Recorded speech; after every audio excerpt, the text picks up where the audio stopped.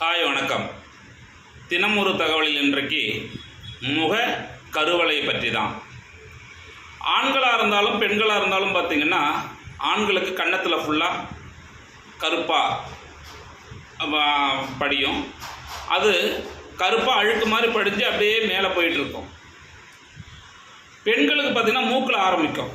அந்த மூக்கில் வந்து நெத்தி புருவம் இருக்குது பார்த்திங்களா, அந்த புருவத்திலேருந்து கீழே வந்துட்டுருக்கும், இல்லைன்னா மேலே போயிட்டுருக்கும். இந்த மாதிரி பெண்களுக்கு ஆரம்பித்தது அப்படின்னு கேட்டிங்கன்னா, அந்த கருவளை ஆரம்பிச்சதுன்னா குடும்பத்தில் கஷ்டங்கள் ஆரம்பிக்க போகுது.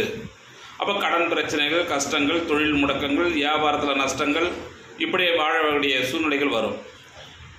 ஆண்களுக்கு அதே போல் இந்த முகத்தில் கருவளை ஆரம்பித்து அது கீழே வந்ததுன்னா நல்லதுன்னு சொல்லலாம்.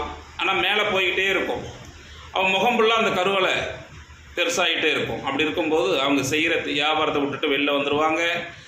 அவங்களுக்கு வந்து கடன் பிரச்சனைகள், அவங்களுக்கு குடும்ப பிரச்சனைகள், அவங்களுக்கு 10 ரூபா வந்தால் 20 ரூபா செலவுகள் எவ்வளோ இருந்தாலும் கையில் தங்காது. ரொம்ப சிரமப்படக்கூடிய சூழ்நிலைகள் வரும்.